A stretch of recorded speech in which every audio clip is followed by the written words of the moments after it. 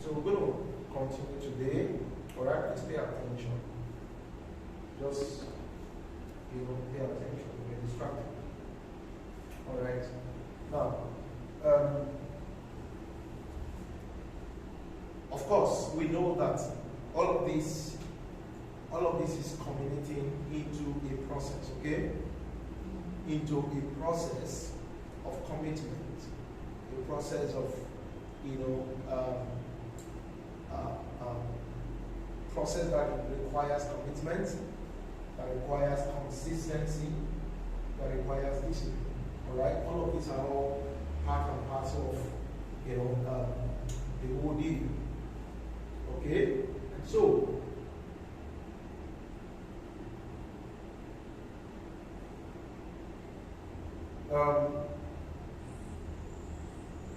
now.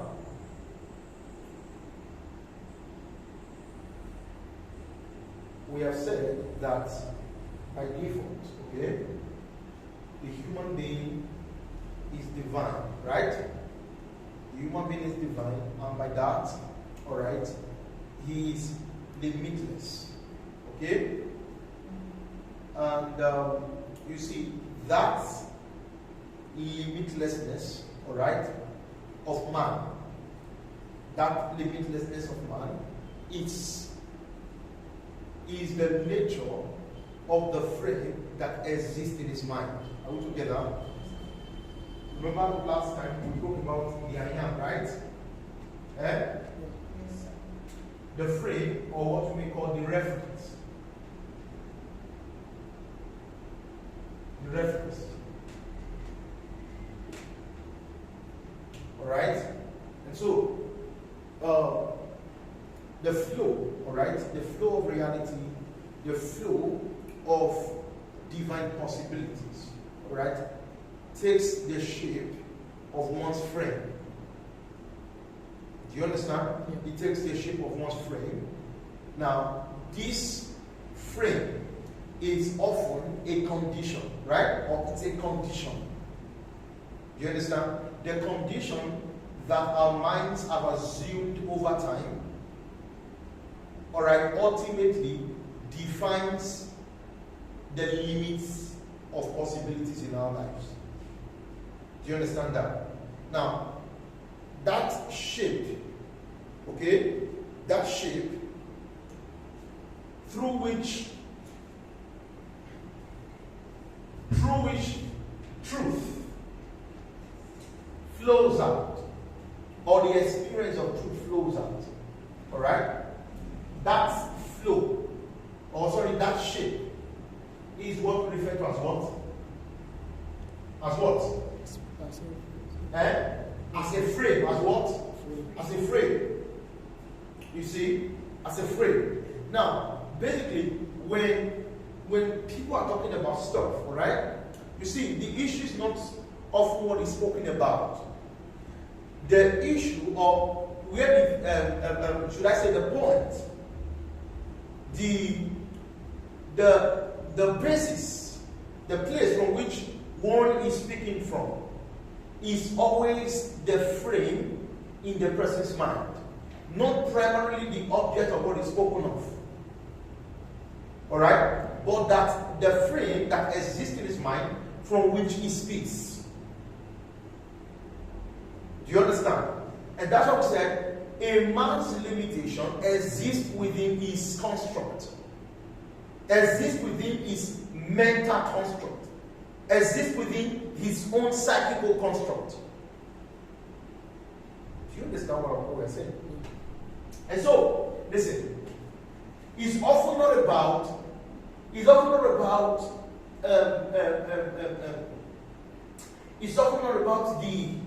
occasions, all right, that takes place in our lives. Do you understand what I'm saying? But the alchemy by which certain things, certain results are born, certain experiences are produced. Do you understand? There is always, or there is an alchemic process, all right, by which an individual's experience is shaped Do you understand what we're saying here? Are we together? Yeah. Now, oftentimes when you become, conscious of the fact that certain things happening maybe in your life is not primarily what you so desire.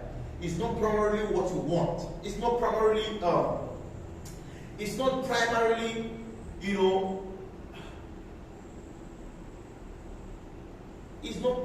what you love to do. Alright? There are lots of people, alright, who are going through stuff right now. They know this is not what. You understand? They know this isn't them. You understand? This is not me.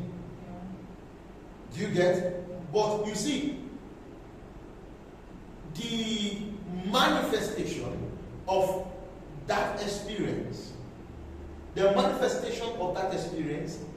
is often not based on one's conscious space, as it were. It's often not based on, when I mean conscious, when I'm talking about just that conscious aspect of the mind. It's often not the manifest result of that conscious base. Alright? But the conditioning that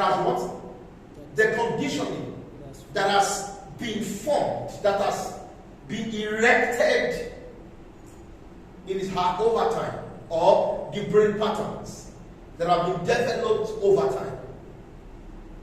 You see, often this pattern, this pattern often lies below that aspect of consciousness, or that conscious aspect of the mind. You see, and guess what? Those times, those times of,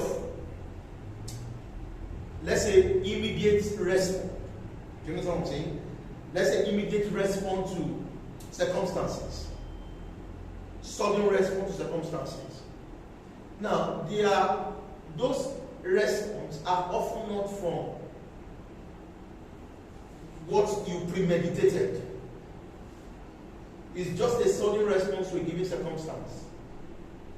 Alright, like we are trying to mention fear. Fear can be a sudden response of a person, alright, to sudden circumstances. Now, there are also people who, no matter what, do you understand what I'm saying? Do you understand? That initial response is always from that inner balance, from that stability. Do you understand? From that place of fearlessness. Now, this, to a very large extent, is what lies below that aspect of the conscious mind. You get what I'm saying?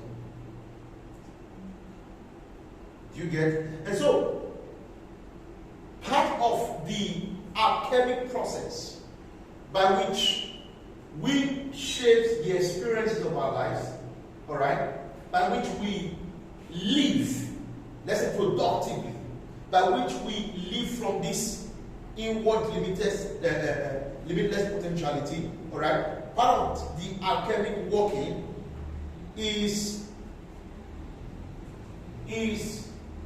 should I say, the dissolution or the dissolving of what? The dissolving of those patterns, those conditioning. This is a practical thing, amen? Amen.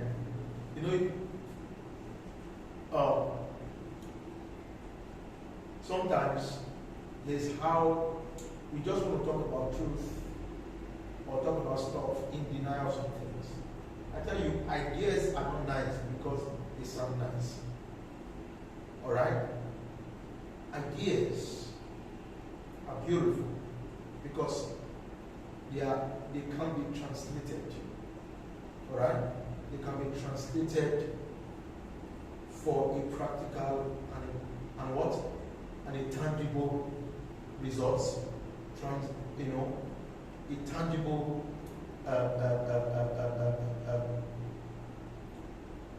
outcome. Do you understand? Now, we spoke about, let's say, contemplation, for example. We said, now, you see, when we say one should always cultivate the culture of inner repose. Now, at times when you are doing this, you fall asleep. Right? When you are doing some of these things, I say, oh, this isn't practical. The thing is just there. Just recognize it. Alright? Now, that's so beautiful. We recognize it. Okay? We recognize it. You see? Now, the recognition itself is part of the alchemic process. Do you understand? And you see, you are not necessarily producing or trying to cause something to be. Alright? But that what is now considered as being limitless potentiality. Alright? Is not fully reflected in one's experience in this conscious what? In this conscious space. Do you understand? And so, I probably proposed one time talking about the manifest principle of the conscious. Right? Now, if you can, or if you realize, one realizes that, okay, life can actually take a more expansive shape than this. Alright? One can actually have a deeper sense of ecstasy. Alright? One can actually have a far-reaching inward vision than this. One can actually see clearly than this. I think you're going to love it. You see? You're going to love it. But then you see, life in itself is boundless. Alright? But the outflow of that, it's always depending on what? It's always dependent on you. Alright? If it was something automatic, everybody should have a blissful experience. Do you understand what I'm saying? Yeah. Everybody should what? Have a blissful experience. And so, some people are experiencing heaven right now, others are experiencing what? Hell. And so, heaven is a function, alright, of one's psychical states in this space. Do you understand what I'm saying? And these psychical states, like we're saying, is often one's reference, okay? And also, it's one's reference, one's pattern, one's conditioning. Are you following? This is the foundation, this is the basis upon which it is the ground that determines the shape of one's life within this conscious space. You understand? That's why, in relation to an individual, more the work that we need to do is unlearning. Is what? It's unlearning. In fact, the learning for most people is unlearning. Is what? It's unlearning. That's the learning. The nature of learning for most people is unlearning. Alright? And see, we've learned so many things, alright? We've been conditioned by so many ideas. Right? You see, it began with your parents, with the society, with the schools you went to. Alright? People talking to you. Do you understand what I'm saying? Now, we've been thoroughly programmed. We've been thoroughly conditioned. Alright? There is an existing patterns in our brain that act in a certain way. Do you understand what I'm saying? Yes. That receives a homely experience through a certain kind of information. Do you understand? Now, over time, you and I, we've gone through those programming. You see, when you are not hearing stuff and then you're not being opened up to this limitless potential, all right? The all possibilities of you. Okay? Now, that itself you are not primarily trying to cause something to be. But that you see, there will be obstacles, hindrances, okay? Hindrance that serves as a blockade, alright, to the flow of those possibilities, to the flow of that limitless potential existing deep down within. Do you understand what I'm saying? And so one's limitation, alright, one's limitation is often what is at the mercy of one's unlearning process. As one unlearns, alright, he rises above his limitation. Now he is not becoming, he is only realizing that. Do you understand? He's only realizing that this is it. Do you understand? It's always been a nature default with you. Yeah. Do you understand? But that one's conditioning over time, alright, has now made the brain to interpret some things as what? As normal to what? As normal to life.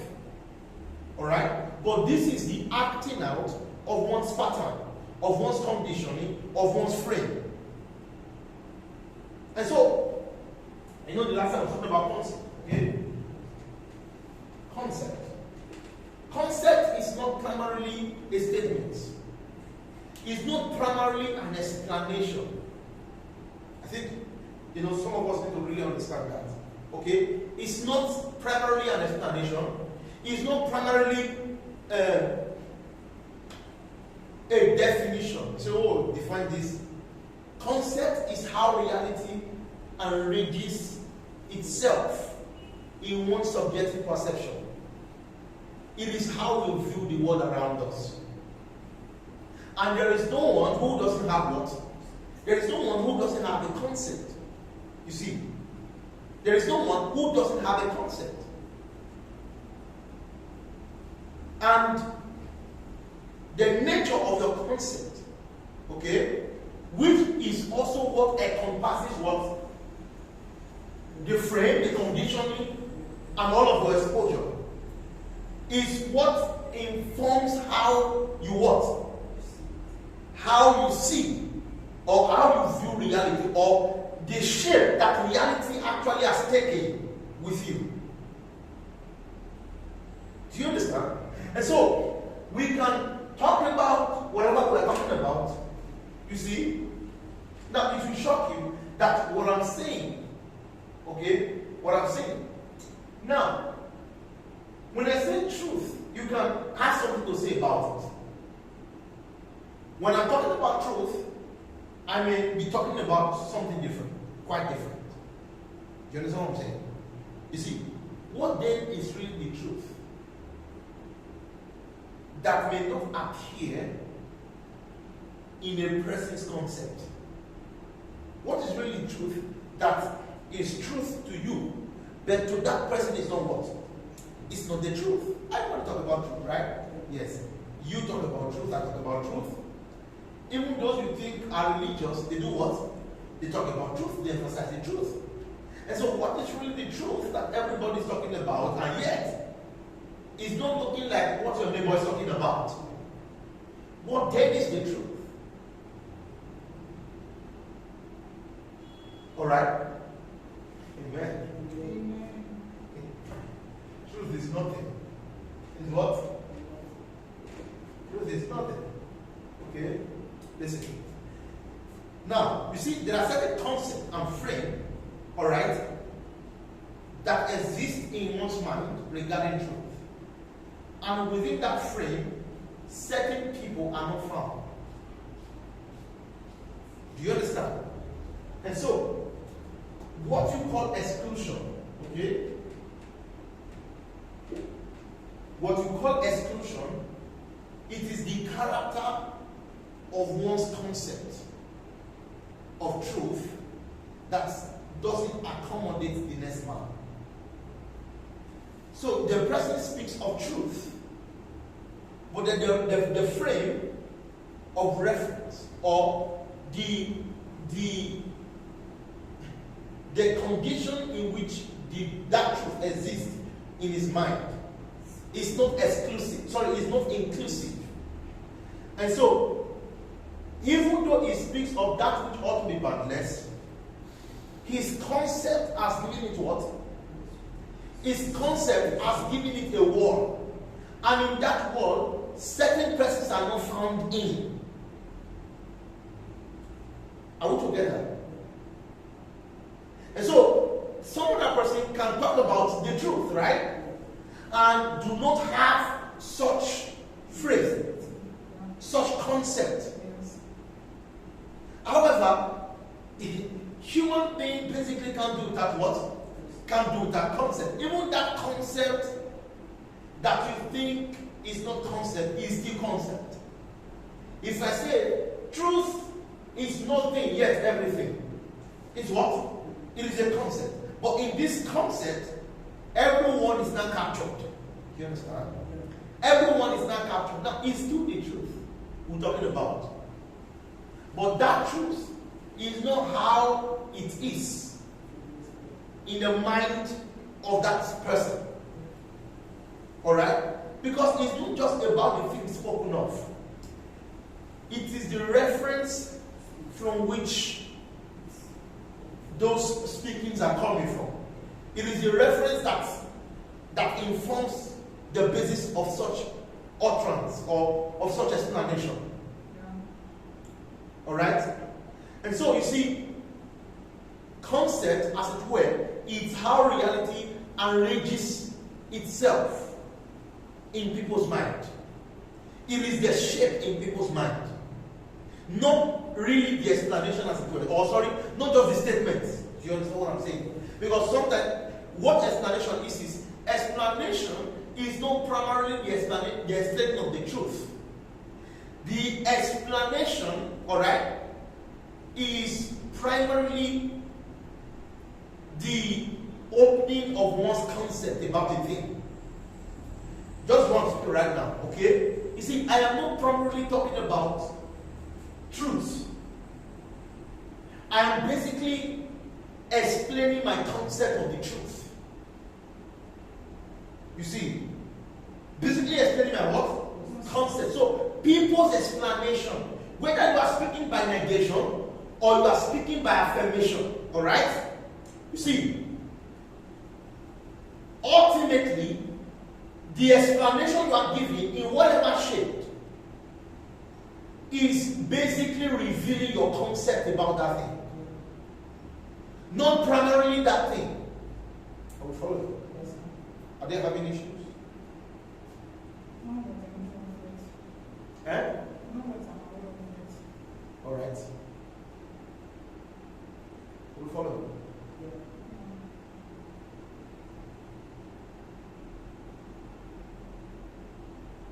It's about that was the concept, right? That is being explained concerning that. Do you understand? Now you see, all our limitations, all our possibilities does not lie on the truth. You see, it does not depend on reality itself. Okay? All possibilities, all limitations, all failures and all success, everything is the result of our frame. Everything depends on the concept behind the reality itself. Because the reality is how it exists, alright? In what? In our minds. Do you understand? So concept is very powerful. You see, when we talk about misery and ecstasy or bliss, alright? Now, the same principle applies. We follow. The same principles applies. What is killing people, alright, is how things are existing in their mind. Do you understand? Let me make an example. You see,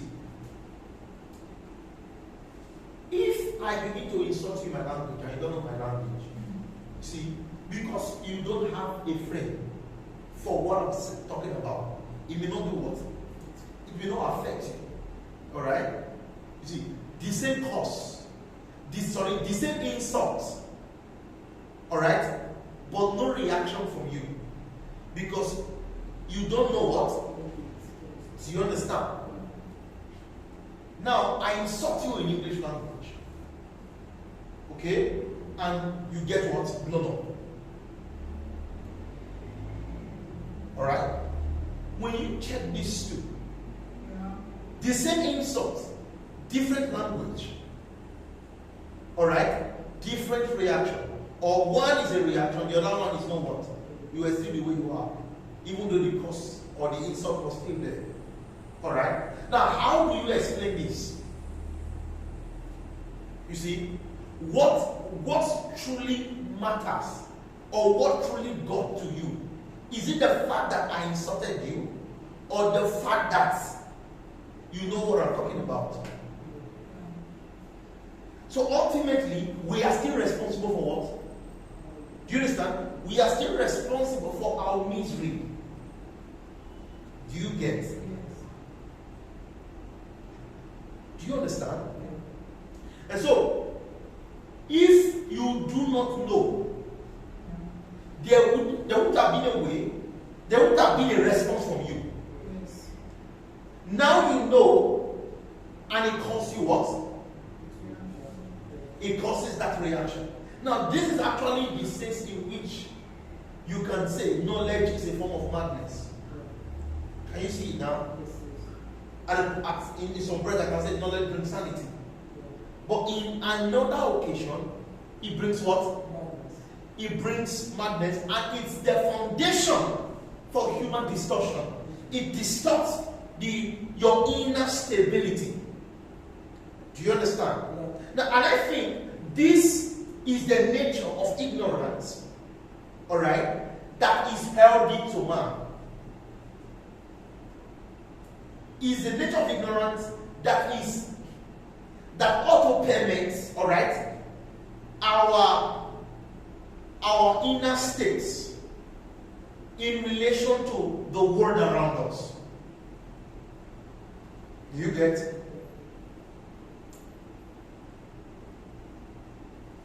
If I say something, okay? If I say something, you see, the extent to which the things I say gets to you is the extent to which you attach weight to it.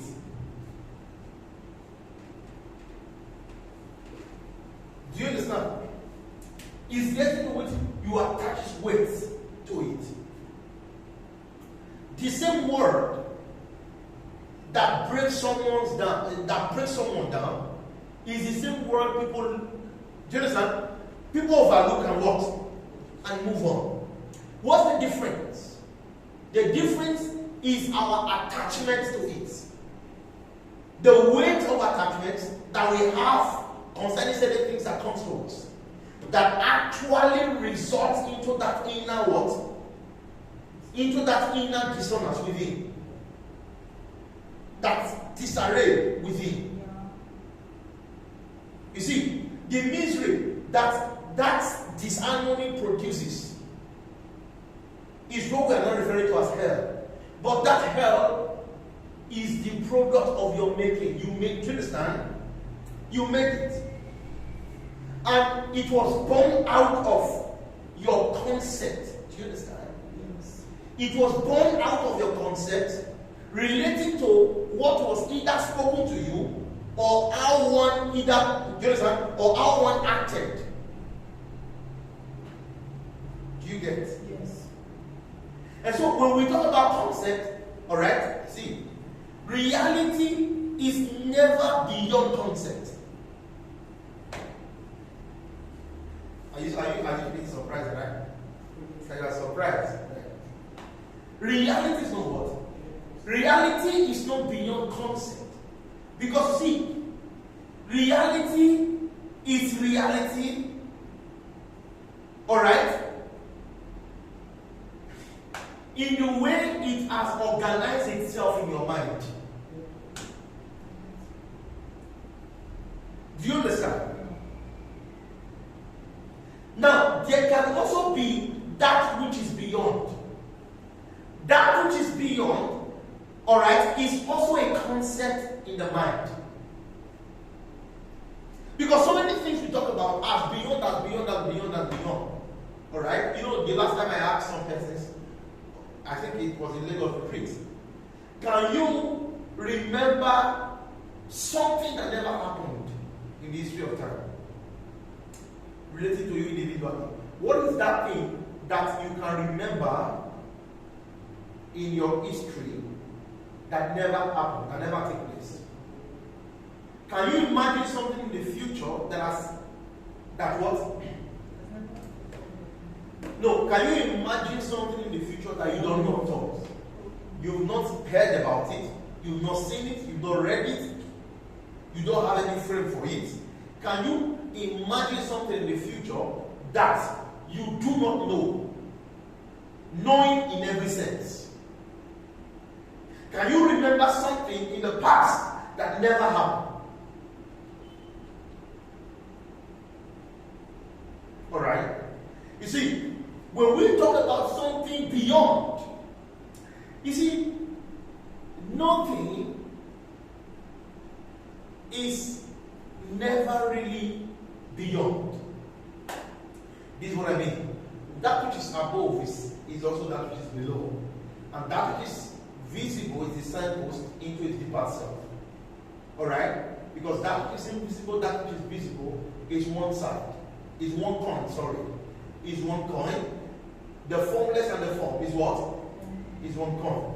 If I dissolve the form right now, if I dissolve this form, right? Listen. We'll talk about, let me go from the aspect of ecstasy. I think maybe I'm going to do a class on it later on. Talk about ecstasy. The word ecstasy means out of body, right? Or out of a bounded sense. Alright? Because the word ecstasy means outside, standing outside. Alright? Now, often, when we talk about mystical experiences, mystical ecstatic experiences, we are not talking about an experience that lies outside of the five senses, outside of the bounded senses. Okay? Are we together? And so, this is it. Can we dissolve this bounded sense and one is present? Can you be present to consciousness outside of this bounded sense? Everything you have ever known, you have known it through this. And even if at all you said you have an encounter with something, and then you are now recalling what you have an encounter with, it is still through the head of the body. How then can you remember something that you encounter mystically, alright, without the what? Without the body. You see, that's why I like the word ecstasy, alright? And see, listen. You know, sometimes we think the body is our problem. We think this form is our limitation.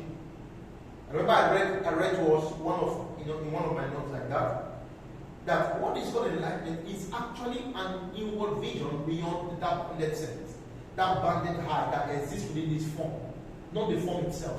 Not what? Not the form itself. Because that I can be a summation of all your experiences within that form. Alright? The exposures, the things you receive, you've been taught over time. Do you understand? But not the form itself. The form itself is neutral. Do you understand? You can either assume that shape of limitation or assume that shape of what? Of boundlessness. And so we're talking about mystical experiences. We are often, looking at a possibility outside of this form. Alright? But then you see, this form is is the very address of formlessness. Do you understand? In other words, when one understands this form enough, the formless is not far.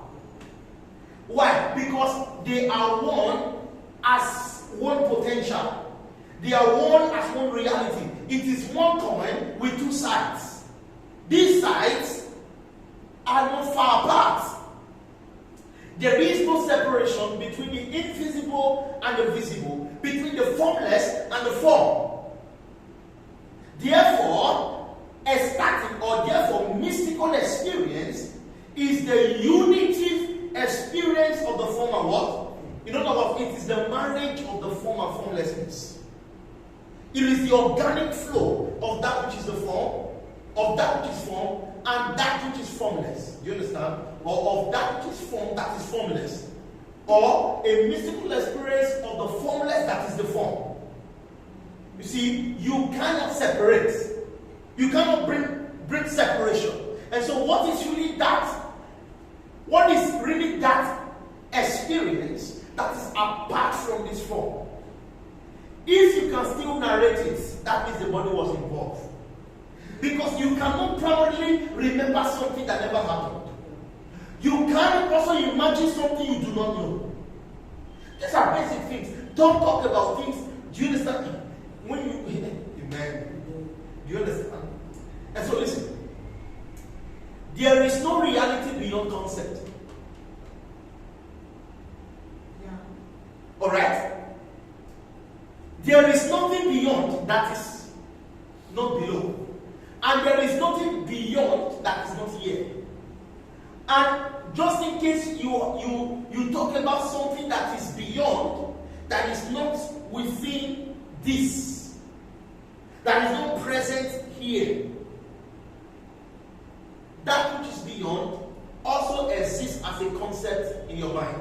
It's what it is an organized, do you understand? It has organized itself as a concept in one's mind. Yeah. Alright? Do you understand what I'm saying? Yes. Amen.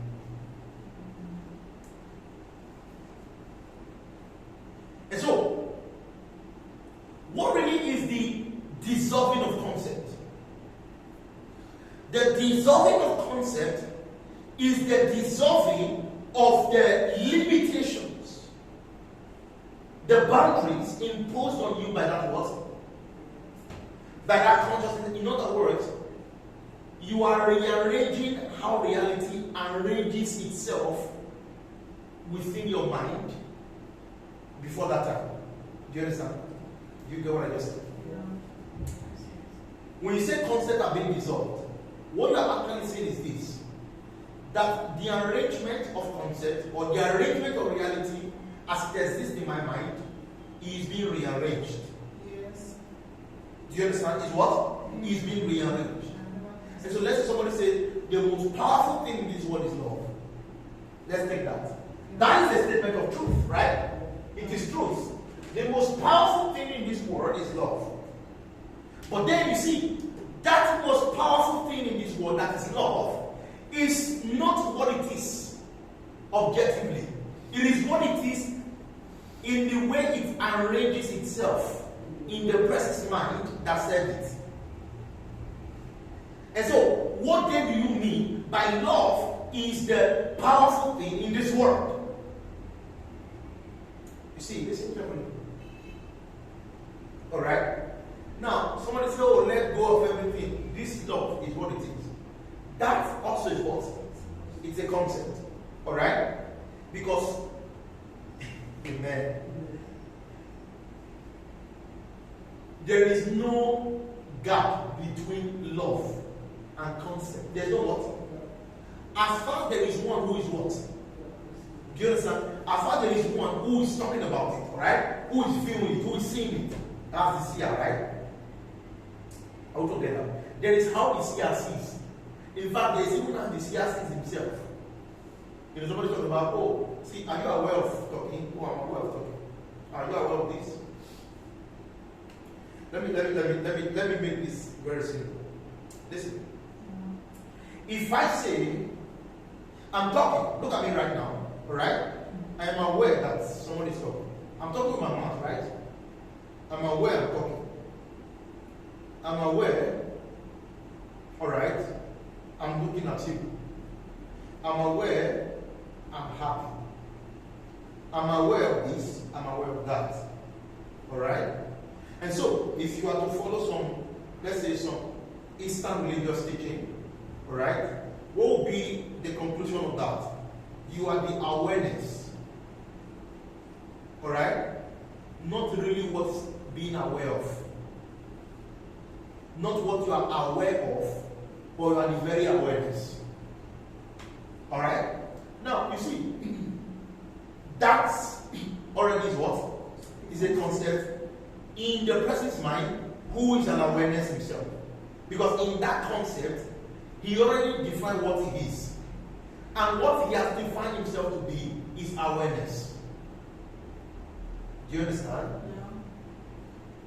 But then he defined who he is as an awareness within his own space. Okay? But he does that by negating the form. I am not this form. You realize you are this form. But that, you see, you are this form, and you are all that the form leads into. There is really not that I'm not this form, I am that. Amen. Amen. You see, you are this form, Yeah. but this form is not all of you. Do you understand? Yes. All that appears is all there is, but all that appears is deeper than it appears. And you really need to understand this, folks. Amen. Listen.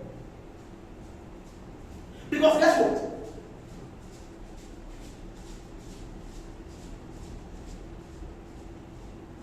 If, for example, you have an accident, a car crash, right?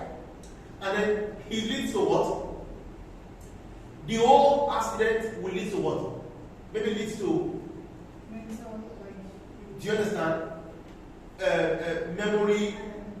Memory damage. amnesia. Alright? So that everything you have ever what? Everything you have ever let you forget. Alright? You come into that sort of forgetfulness. Okay? If I ask you who you are, you will not be able to tell me that you are awareness.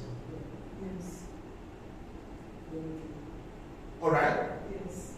You will not tell me you are awareness. Therefore, what tells you that you are awareness? Let me tell you, you see, what tells you your awareness, alright, is actually that which you observe, alright, and that which you are observing is actually what is observing itself. You see, I'm aware I'm talking right now. Do you understand what I'm saying? I'm aware of sin. I'm aware of this. You see, I'm aware of this body. Do you know what I'm saying? I'm aware of this body. And so if I say I am not this body, because I am aware of it, therefore I am awareness. But then if this body crashes, and I forget the memory, I can no longer say I am awareness apart from this body. Therefore, you see, this body is part of the how of realization. In other words, this body is what is observing itself. I think there's no about this thing. Yeah. This body is what is observing itself. For without the instrument of this body, one can realize what? Do you understand? You know, sometimes when we talk about the sense, talk about the body senses. You see, when we talk about the brain, alright? You see, you know, sometimes they talk about the heart and the brain. But then what's the difference between the heart and the brain? What is really the difference between the heart and the brain? You know, I'm messing up some people right now. It's like your theology is not really flowing. Look at it. What is the difference between the heart and the brain? You see, when you say what the brain cannot comprehend, the heart can comprehend, you still don't know what you're talking about. about? Have you really seen your heart? No. And everything you are doing, we can even scientifically explain it based on the proper functioning of the what? Of the human brain. But then, what is the limitation? Is it the brain itself or the method of analysis by which we engage the brain? Is it how? See, listen, there is what is called logical process of things. The logical or the methodical way of analysis is not the brain itself. It is the form in which we are conforming the brain to take. Alright? You see, have you really exhausted, alright, the potentiality of the human brain? How many have you been able to use? There are things the brain cannot what? Comprehend. And yet, you've not been able to what? You've not been able to explore or exhaust the human brain. Do you understand? And you are saying that there are things you cannot understand. You see, that can only be justified on the basis of full, you see, on the ground that you are fully exhausted the brain and all of its capacity. You fully exhausted it to the peak that something set before you, the brain no longer has any capacity to understand or to look into that. But you've not even exhausted up to 25% of it. And you are saying there are things the brain cannot understand. Are you okay?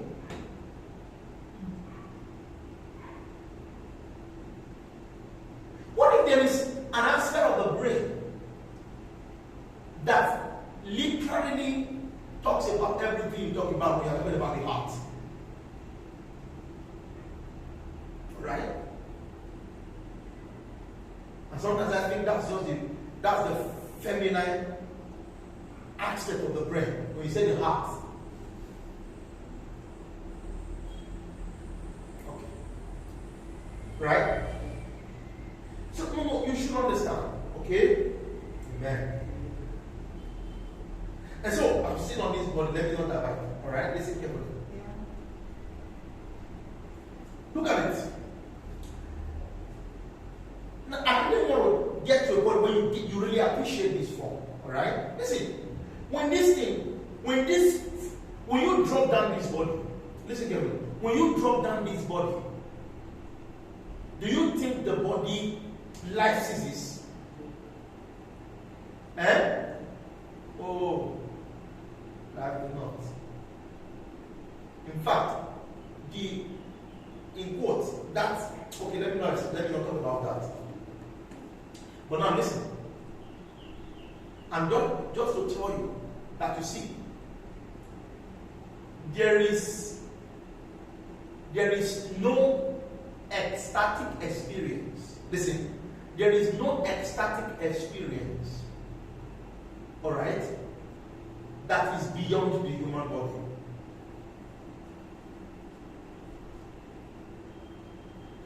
Is that making sense to you? There is no ecstatic experience, that is what? That is beyond the human body. Do you understand? And so, just in case you are speaking by negation, consciousness without the form. What is the form?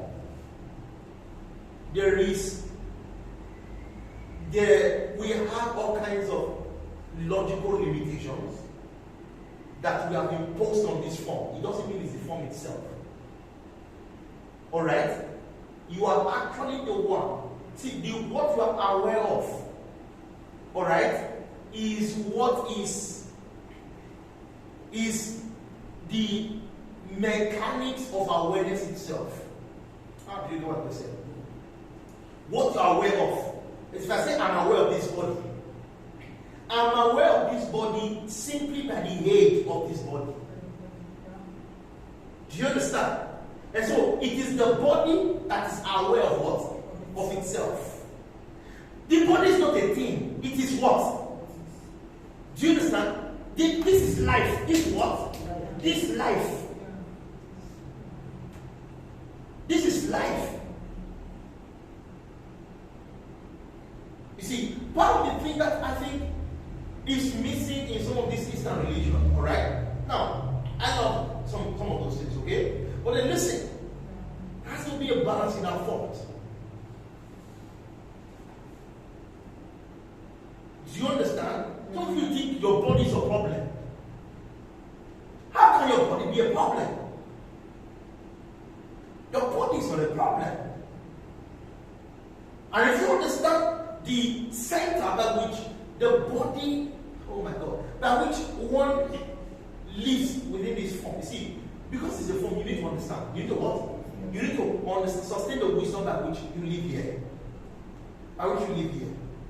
Stop making your experience within this space hell and be looking forward to heaven.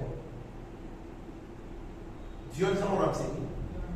We live a miserable life within this body, expecting to have a better what? A better life someday after we die. Or you want to. Do you understand what I'm saying? Alright?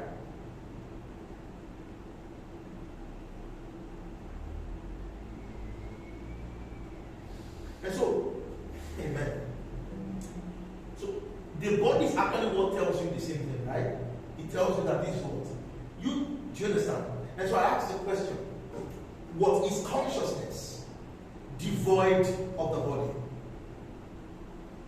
What is consciousness devoid of the body? Let me ask you a question.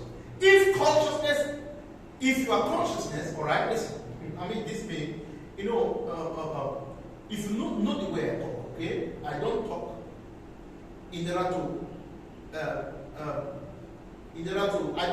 if I spoke yesterday, I'm not speaking today to align. I'm just talking. So if you are feeling any contradiction here from what you have heard before, that's your own business. Amen? Just listen. Plug your heart to a flow. Amen. And do you understand what I'm saying? You see, let's say you are consciousness, alright? You are consciousness, and consciousness never dies, consciousness is eternal. And you think when the body falls down, that's death, okay? Well, that's death for you, but listen carefully. If consciousness is apart from the body, let me ask you a question. That means consciousness should be consciousness of itself prior to the body. How many of you know yourself before this body?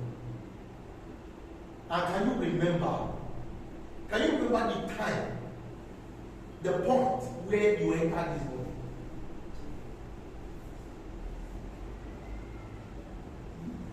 Some of you cannot even remember when you were in your mother's womb.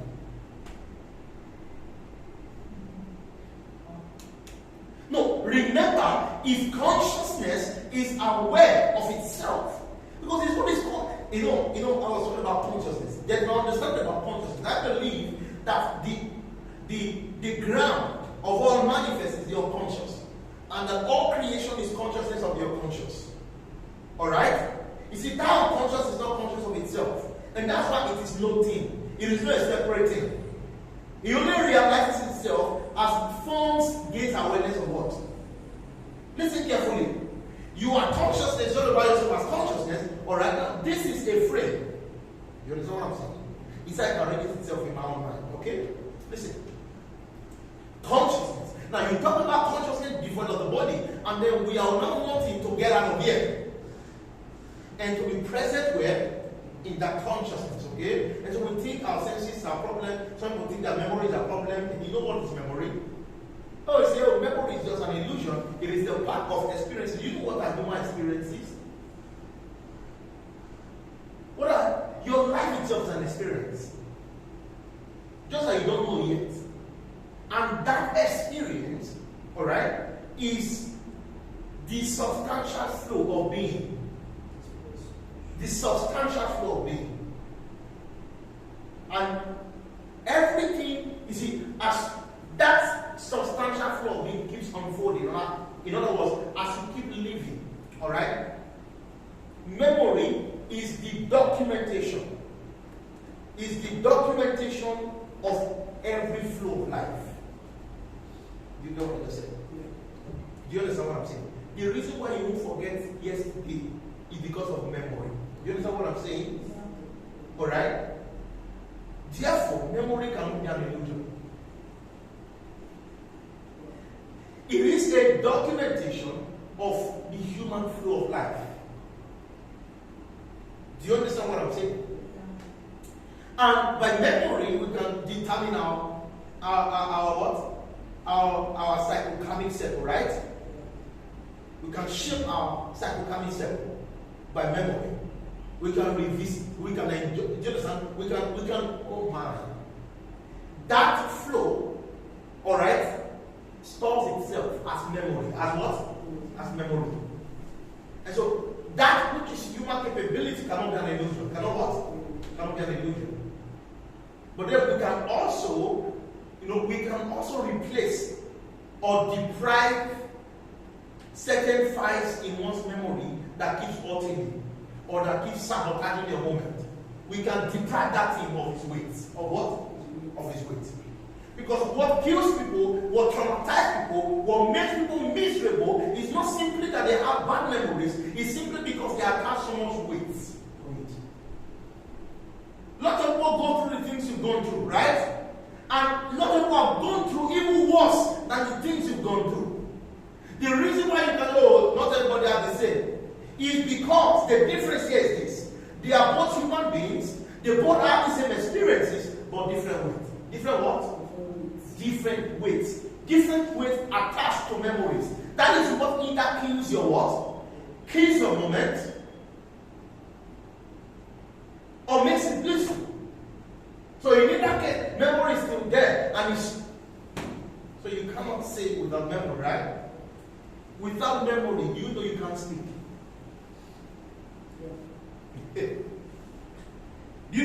Without memory, one can't speak. We actually speak by what? Even what you imagine is based on reference. Because I just said you can't imagine the things you don't really know.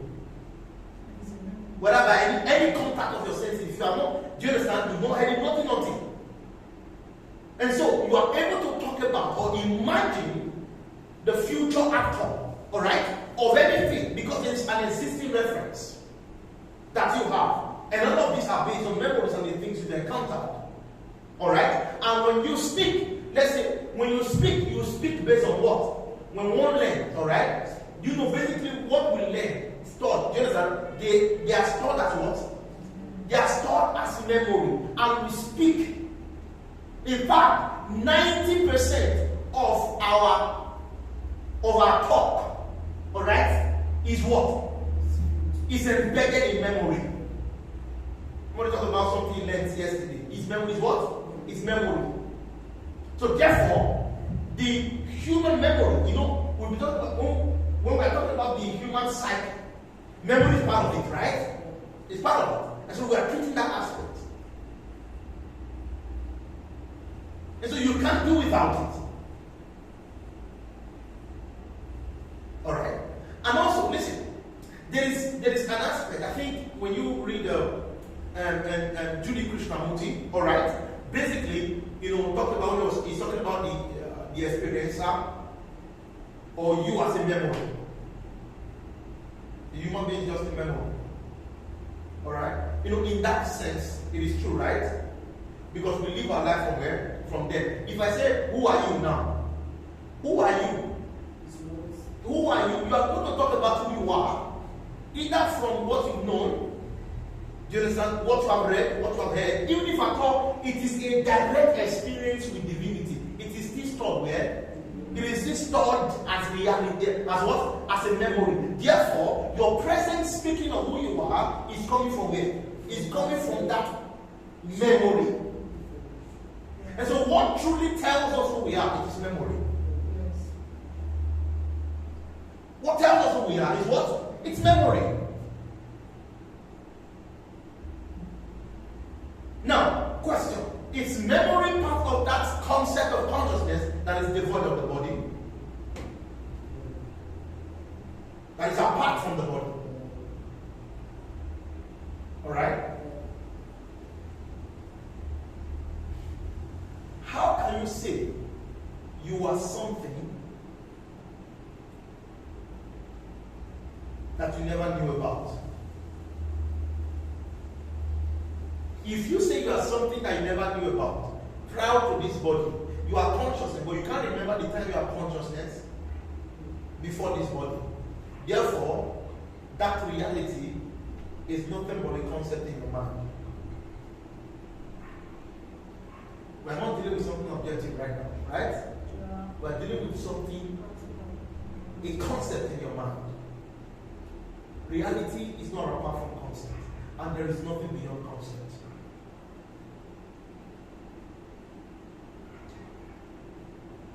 And concept is not just statement. Like I said, the most powerful thing in this world is what? It's love. That's just a statement of fact, okay? But you see, the concept is how that statement is formed or arranged itself in your what? In your own space. That is truly the love that is the most powerful. Do you understand what I just said? Do you understand? Do you get what I just said? I said, when one says love is the most powerful thing in the world, are you listening or you're talking too fast? When I say love is the most powerful thing in the world, I said, you see, when you say love is the most powerful thing in the world, that statement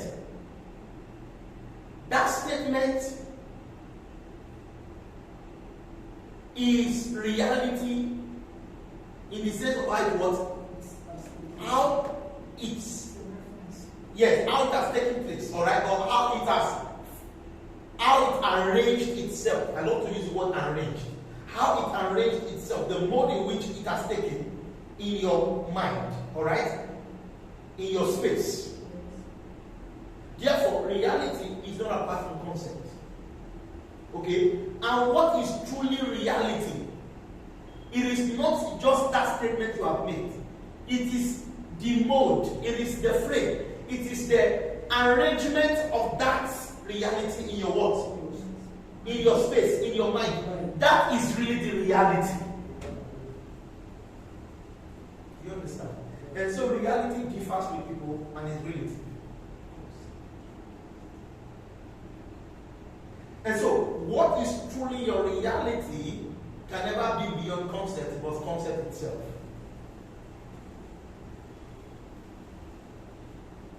Do you understand? You know, what we're saying, it's not just, I'm just telling you what to know, alright? I'm telling you how you can what? Do you understand? The way things are probed. You know, these are actually all part of what we call psychological evolution or entanglement. It's how you arrive at knowledge. It's how you weigh ideas. Do you understand what I'm saying? It's how you look at ideas.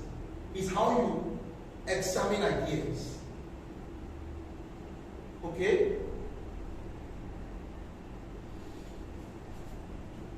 Now, listen. If you look at the mystical traditions, okay? Mystical experiences. Now, there are basic kind of, should I say, foundation or principles, okay? Foundation to mystical experiences, right? Now, I think the first of it in theology is the purification, the purgation of the body desires. Purgation of body desires, the purification of one's mind, alright, and the enlightenment of one's intellect, the illumination of one's intellect. Illumination of one's intellect, alright, purification of one's mind, and what? The purgation of the body desires. And these three things are all part of the preparatory foundation for mystical experiences. Alright? According to the way it is theologically stated. Alright? Now you see, when you look at that, what's the problem? The body desires what? That means the body is impure. The body, alright? Now the body, you want to touch the body of its desires. Now, you see, you can also debunk or you can also remove that.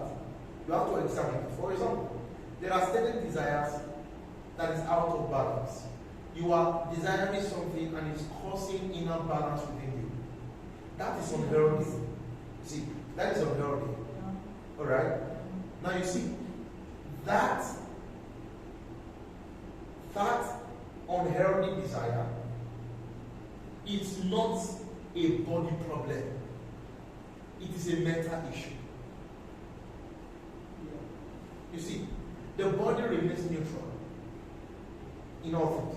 The body, see, there is really nothing that's touching the body of its what? Of his desires. Do you understand? Now, because the body's desire is natural to it. And you begin to realize that desire is part of the force field of human creation. Yes. Without desire, nothing. One needs desire. But then, maybe we have followed the Buddhist tradition, you want to rule out desire as a way for ultimate bliss and ecstasy. And then we embark on depriving our bodies from so many things. We even go as far as depriving ourselves from even taking a balanced diet. You know what I mean? We put our body into all kinds of strenuous, whatever. Because we want to attain ultimate bliss. Some persons need to apologize to their body. You know what I mean? For putting that body in a what? Unnecessary stress. The body is not your problem. Alright? And so you cannot purge the body of its desires. Instead, you must recognize it. Recognize it's there. And guess what? It must also be exercised also. Listen. Because it was not meant to be what? Do you understand? It's the body, it's body. Do you understand what I'm saying? Without desire, alright? Without desire. You are a medical doctor, of course, you should know what I'm talking about. Without desire, you see, you can't be creative. You can't what? You can't be creative. What drives people productively to make differences in their various fields is what? Is desire. When you see a man who truly has desire for something, he's going to get at that thing. And that's why, let's say as a man or as a woman, you have something you want to do, or do you understand? It must be a team of people who have what? Do you understand? Because without that collective desire, the energy is going to be what? Scattered. Do you understand? It's part of it. People don't have desire for life. Just be desireless. It is a concept. It is a concept. Oh my God. It's an illusion. It's an illusion as a concept or whatever. Oh, do you understand? Yes. But then you see, what truly do you purge? What truly do you purge? Is it the mental conditioning? The mental conditioning in which that body is existing?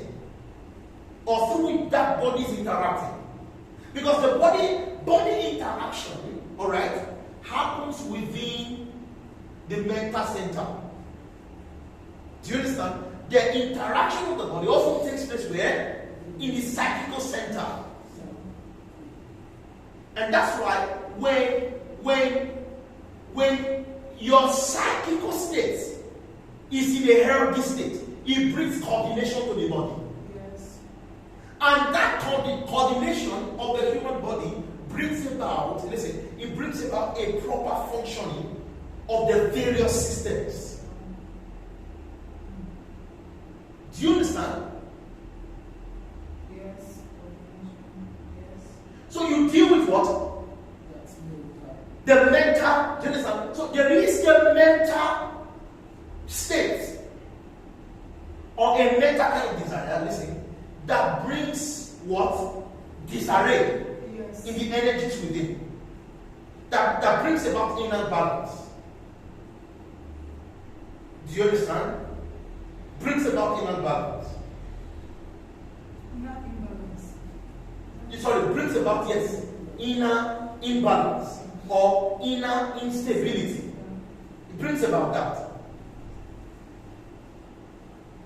Therefore, to deal with that, it's not to put your body in some kind of what? Stress. Do you understand what I'm saying? It's to what? In the normal biblical world, renew your what? You renew your mind. A renewal process of the mental state. Do you understand? A renewal process of the mental state.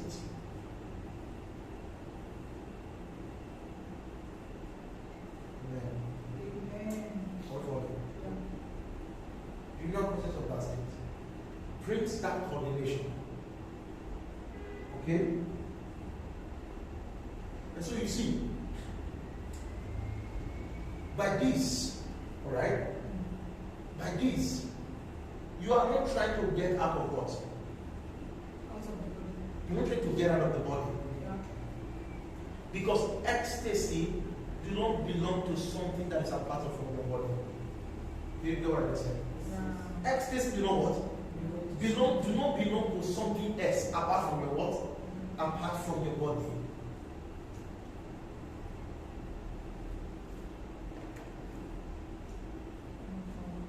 So there should be some kind of recalibration of this inward knowing, alright? Do you get? Yes. Amen. And so you see,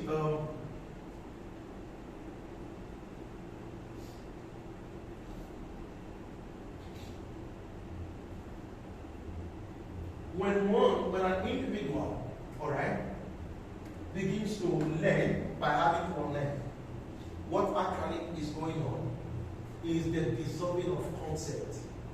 And the dissolving of concept, like we said, is what? Is the rearrangement of it. Is a rearrangement. Alright? Yeah. But you are never without what? Concept. You are never without concept. Whether you are speaking by negation or you are speaking by affirmation. Whether if it is by negation, that negation, it is the arrangement of reality in your mind. Do you understand what I'm saying? Yes. If it's also an affirmation, oh, God is love. Do you know basically? Amen. Let's say you see an average Christian. Yes. See, you can hardly find you can hardly find a religious person who do not believe God is love. Do you understand? You see, the Pentecostals talk about what? They talk about love. God is love. God loves you. Everybody talk about what? God loves you. So the issue is never about what? The issue there is never about that affirmation. God is love. But God is love. Not because God is love in itself as well. God is love is actually what God is in people's mind. That God is love. It's actually how it has been arranged, how it has been set up, how it exists in people's mind as reference. That's why people talk about God's love, God is this, God. Do you understand? You see, in that love, there is a point of exhaustion. There is a point God gets to, he loses patience, alright? He is no longer what? He has exhausted. People talk about how God is a gracious God, right? Yeah. How God is a gracious God, how God is a merciful God. But then somebody explain and say, a time comes when mercy, when judgment, We start and mercy will end. yes, when judgment we overpower or carry the people in the other time. He said it will, Override. yes, he said it will override grace and mercy. At that time, it's usually associated with the kingdom age. And so it is the time where justice takes over the throne of grace and takes over the throne of mercy. to such a person is not denying that God is not gracious. But God is gracious, God is merciful, is what it is as it exists in his own mind. And that's the reality of God as far as that person is concerned in his mind. Yes. Do you understand? Now, whether God is infinite in his mercy, is infinite in his grace, ever new every day. Do you understand? You see, that itself must also become a concept for an individual to relate with it. Do you understand? For an individual to flow with it. Yes. God is love. God's mercy is infinite. It never comes to an end. And yet, people are suffering. People are being condemned. Every time they hear these things. Some of them can even tell you, I know God is merciful. I know God is what? But you see, it has not become their concept yet. Yes. When something is your concept, it is how you view. It is the lens by which you see. Do you understand? It is how you view reality. It is what reality is to you. It's what reality is to you. And so, God is eternally merciful, alright? Does not help people like that. If it has not yet become what? People's concept. When it's people's concept, we dare say it is how they what? It is how they view. It is now their view. It is what now informs the basis of their experience, right? Yes. Yeah. So that means, listen, your experience always take the shape of your concept. Yes. Always what? It's the shape. Always take that shape. Amen. Amen.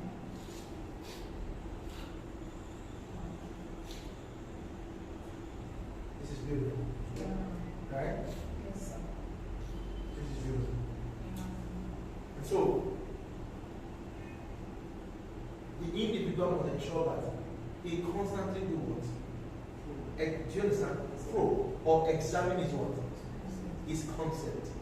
Don't just say, I have no concept. Now, you are deceiving yourself. You are what? That's self-deception. I have no concept is a concept. Just like I was talking about I am. People talk about I am, right? Yes. But I am is what it is in people's mind. It's not just about this. This is not an instant religious emphasis. Yeah. We have certain kingdom schools in Christian communities that talk about what? That talk about I am, right? Yeah. But the issue is not just with the statement I am. What is the frame? What is the concept behind that? Okay? Now, let's come down to science and the exploration of nature. Okay? You see, the law of gravity, do you know it's a concept? Yeah. Alright? The law of gravity is a concept. Yeah. The law of thermodynamics is a concept. The law of whatever, you know, like a science student, you know many laws. Yes. See, some of these laws are concepts. Yeah. Even in economics, right? We have laws. These laws are conceptual. Do you understand? Yeah. You see,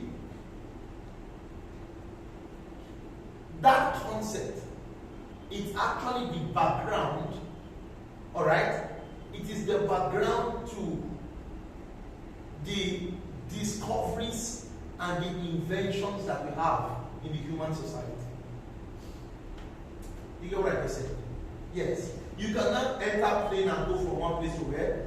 One country to another. You see, the movements of that plane from the ground up, it's based on a law. It's what? It's based on a law. And do you understand what I'm saying? And so, just in case you are seeing the movement or the flying of that plane, Just understand it is concept at work. It is what? It is concept at work. Because you see, that law, all those things have been there. Listen, they've what? They've been there.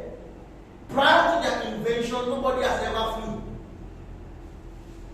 If you go back in history, you see your home, the whole mode of transportation, right? Yes. You know what I'm saying? The whole mode of transportation. And so, what has enhanced human experience in human community, all right, is based on what? It's based on human concept, whether scientific concept or whatever. It is this concept that became the groundwork for invention. For what? For inventions. The laws was first discovered, right? Yeah. Conceptualized, and then put to work. Yes. And that's how we're able to make sense of that which is. Yes. And sometimes you see, reality needs to take a conceptual shape in people's mind so that they can have an experience of that thing really. So they can have an experience of that which is really. Yeah. Do you understand? Because you really cannot say, oh, these things are just there, they are just there. If it's just there, you know, somebody say, oh, everybody is bliss. Everybody is not bliss. Because if everybody is bliss, see, bliss is like a plane flying. Alright? And we didn't just wake up and we start flying. Do you understand? We started flying like that. Do you understand? See, that which is there had to be translated into a human experience. And that's what can happen. The law has been there all the time. Look at cars now, right? Cars is running on the base of the law. It is laws at work, principles at work. This mind right now is what? Is working based on principles. Working based on the principle. Maybe prior to now, it was not what? It was not like that. But guess what? The principle has always what?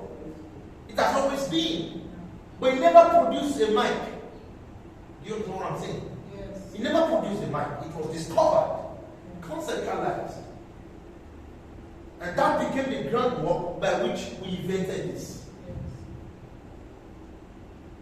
Not everybody are blissful, don't deceive yourself. We have people who are miserable in our society. I mean, they are miserable.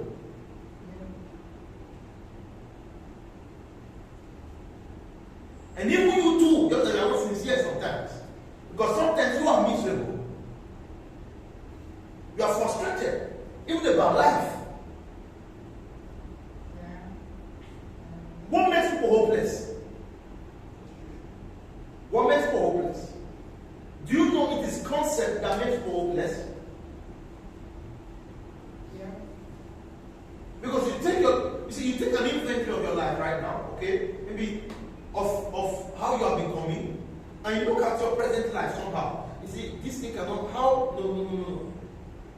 Do you understand what I'm saying? It's like, you see, right now, when you take when you examine your life currently, it appears nothing may work out here. Are you sure I can, you know, in a normal street language say, are you sure I can make it? I can do this, I can what? Alright? You see, the whole future begins to arrange itself in your mind. Begins to arrange itself in your mind. Now, hopelessness results from those places in those arrangements where nothing is adding up. You know what I said? Where nothing is adding up. Now you see, you've not got into the future in time yet as it were. Right? You know, tomorrow has not yet come. You've not yet started that thing you want to start. Yes. Alright? You've not yet begun what you intend to what? To begin doing. You've not. But guess what? You are already feeling hopelessness. Because you think it will not be what? It will not be possible. Therefore, the impossibility is not the result of the future itself. It's not the result of you beginning. It's the result of what you intended to do already taking place in your mind. But that the happening of that thing in your mind is impossible, or is spelled out as impossible. And therefore, what happens? Hopelessness. That sense of hopelessness begins to what? Begins to spring forth. Do you understand? Do you know what I'm saying? That tells you, even the life really space, this conscious space, is not without concept. It's not what? It's not without concept. For example, I tell you see, being in this present moment. Forget about the future, forget about the past. All there is now. There is no future, there is no past. All there is now. This is you now. This is you present to you now. Alright? You are not dreaming of what to do tomorrow, nothing. This is you now. And you see, you are blissful. Do you know what you're doing? Do you actually know what you're doing? Do you know what you're doing?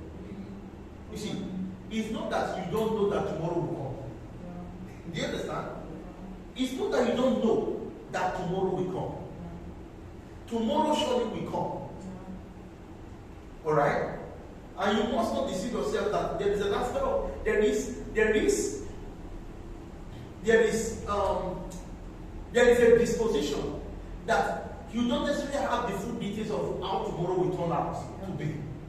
That thing is there. Alright? But you see, your lack of information about tomorrow, alright? Or your lack of present resources for tomorrow. Do you understand? That it will not interfere with this present moment is to render it absent. Is to render it as if it will never come. Do you understand? Yes. Is to what?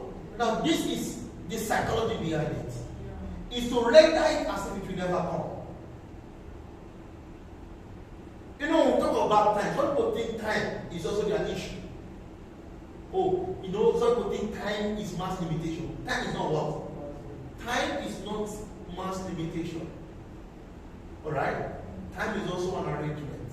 So let us do that. Alright? But then look at it. You see, you render the future absent, okay? Or you render the future as something that never will occur. Alright? You render, now, by rendering the future or by rendering tomorrow as a day that will never occur, alright? Now, imagine, listen, let me ask you a question. Do you know, listen, do you know that if tomorrow, literally speaking, if tomorrow will never happen, over 80% of human misery will collapse, will come to an end. Oh my, you don't understand. I'm just telling you the psychology behind this. If tomorrow would never come, and everybody is meant to understand that tomorrow would never come, people will forget their problems. People will forget about planning for tomorrow. People will forget about the fact that they don't have resources for tomorrow. People will forget about the fact that, alright, certain things may not happen tomorrow. They will not think about the fact that, oh, impossibility may what? May take place tomorrow. The moment one remove the fact that, or the moment one rearranged, the moment one rearranged his mind, alright, to take the shape of not tomorrow, what the bliss that takes place in the moment, it's a psychological thing. It's not that you are contacting one thing, it's what? It's psychological. And guess what? You always need to always do. You sometimes need to do that. Sometimes you just sit down. There is no tomorrow. There's no what? There's no tomorrow. There's nothing. Just be there. Be present for once. And enjoy the moment. That moment, that day. Enjoy it to the fullest. Right? Yes, sir. Needs it. But there's also an aspect that it doesn't. There's also an aspect where that also is not a denier of what? Of tomorrow. Because you know surely it will come. Otherwise, you will not be living in what? In illusion. And you're going to see tomorrow's responsibility staring to your face.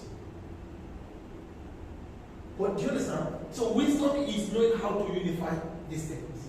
Yes. Do you get what I'm saying? I'm not joking. The moment, oh my God, the moment, oh, amen. The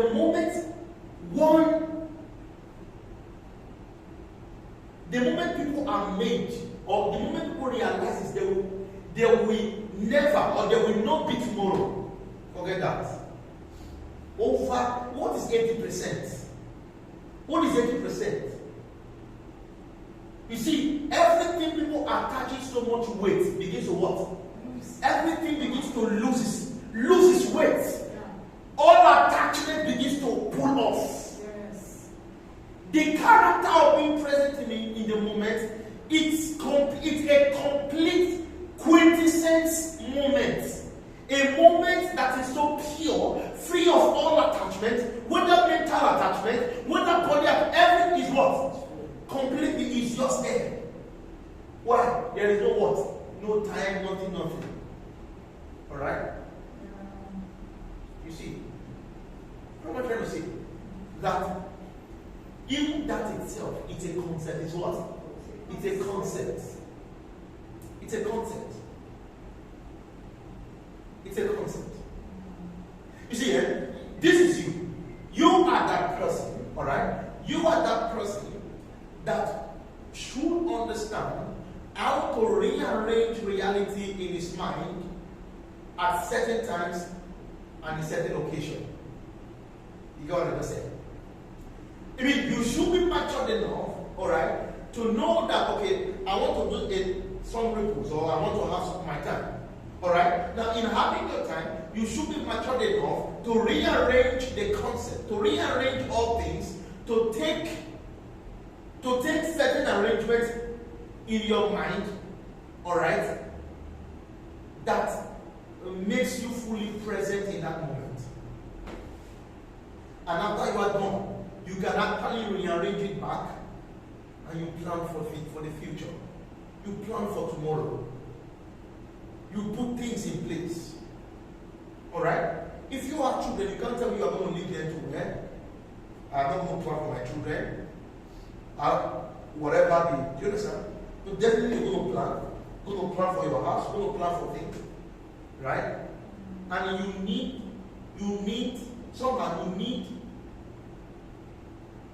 a type of concept to be able to what? You need a type of concept to be able to do that. Alright?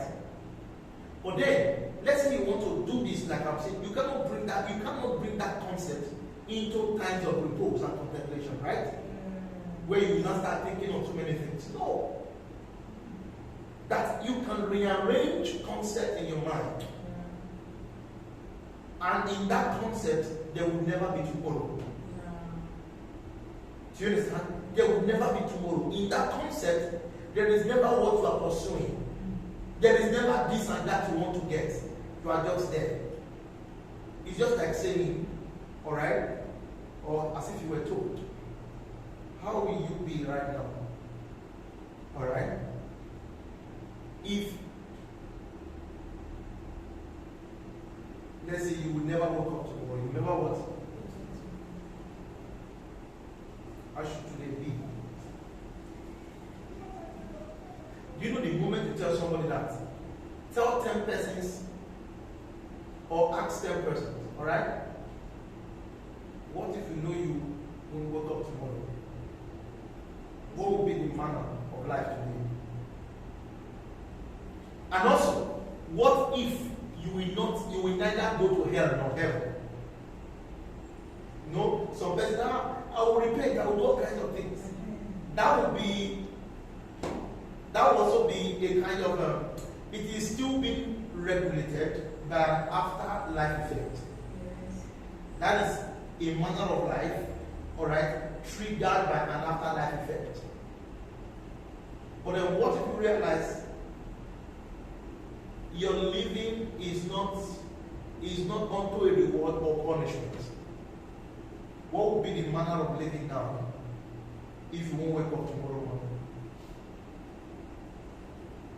You know, sometimes when we talk like this, you just say, oh, there will be more evil. Must you always think like that? You see, don't you think people can live well without the sense of what? Without the sense of punishment or the sense of reward? Do you have to love in view for reward?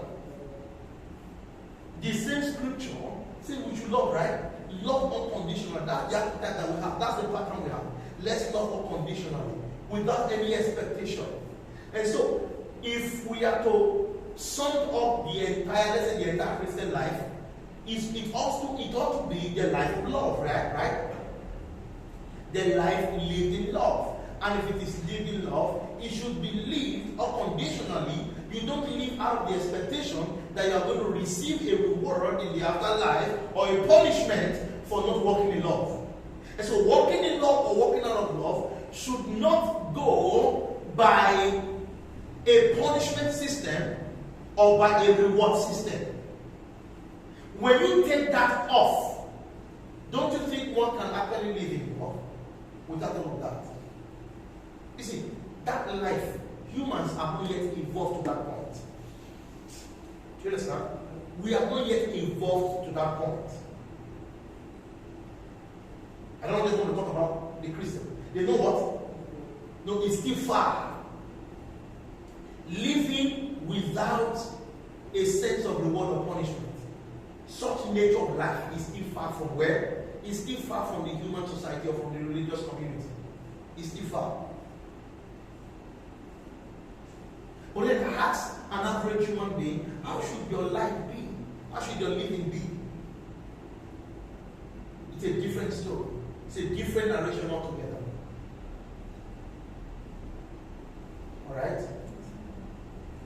And eventually, we carry the catalog of that into our times of miracles, right? Yes. And so, take no thought for your what? Take no thought for your life, what you shall eat, or what you what? Or what you shall drink. Amen. Amen. That is embedded in this wisdom. Isn't saying you shouldn't eat, do you understand? Or you shouldn't think of what to eat. You know what I mean? In that literal sense, of course. Sometimes you ask, so what are we going to eat today? What are you doing? Just thinking of what to eat. So that's not what Jesus is wanting. That's not what he's saying. I mean, Jesus is a mystic, and that if it takes being a fundamentalist to greatly misunderstanding. Do you understand? Yes. One of the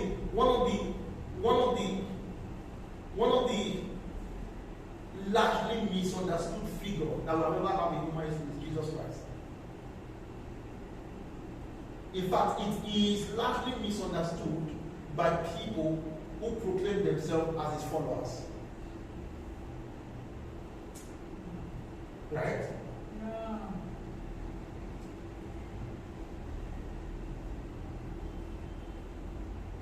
And so, don't take thought. So that means that moment of repose is a suspense of the movement of thought, right? A suspense of the movement of thought. When we say the movement of thought, we're talking about, thought is the entire thinking processes, alright? And these thinking processes involves your memory and your imagination, right? Yes. Because you cannot think what you don't know, right? Yes. And you cannot think something that hasn't happened. Yes. Or imagine something you do not know or you have not seen. And so the entire thought processes involves the memory and the imagination. Yeah. And so the movement of memory and imagination alright, is what characterizes that moment of repose. Okay? So you understand what I'm saying? That moment of repose where everything collapses into the now. There is no tomorrow you are waking up to. There is nothing you are buying tomorrow. There is nothing you are doing tomorrow. Alright? There is nowhere you are going tomorrow. Alright? Every journey, every aspiration, every zeal, every whatever you are aiming at, every goal, alright, is, collapses into where? Into this now. This is what it means by what? Take no thought. Do you understand that? Take no thought. Amen. Thank you, Father. Are we blessed? Yes, sir. Let's go ahead and thank you. Enjoy the moment. Thank you, Father. Thank you, thank you. Thank you. Thank you. Thank you. Thank you.